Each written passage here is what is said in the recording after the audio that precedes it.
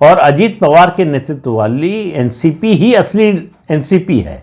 यानी उन बाकी जो दो धड़े हैं, उद्धव ठाकरे जिसके नेता हैं और शरद पवार जिसके नेता हैं, उसको उन्होंने मान्यता देने से भी, मतलब मान्यता तो चुनाव आयोग देता है, लेकिन राजनीतिक मान्यता की बात कर रहा हूं, राजनीतिक तौर पर मान्यता देने से या उसके अस्तित्व को एक पार्टी के रूप में, जो पुरानी पार्टी थी उसके स्वरूप में मानने से मना कर दिया।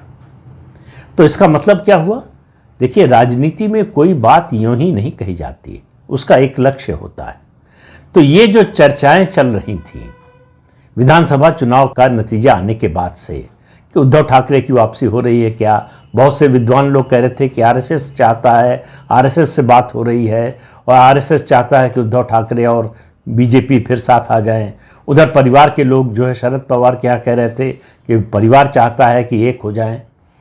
इन सब अटकलों को विराम देना था उनको, तो उन्होंने एक तरह से स्पष्ट कर दिया कि उद्धव ठाकरे और शरद पवार, इन दोनों के लिए महायुति के दरवाजे बंद हैं। अब आप कह सकते हैं कि राजनीति में हमेशा के लिए किसी को के दरवाजे न बंद होते हैं न खुले रहते हैं, बात ठीक है, लेकिन हर चीज़ की एक सीमा होती है और राजनीति में दरवाजे खुलते और बंद होते हैं परिस्थिति के अनुसार और ज़रूरत के अनुसार।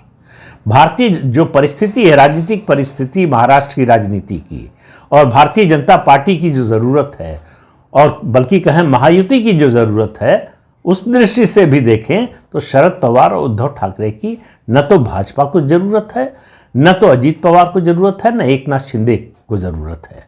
इसलिए शरद पवार और उद्धव ठाकरे के लिए रास्ता बंद है, क्योंकि ज़रूरत ही नहीं है।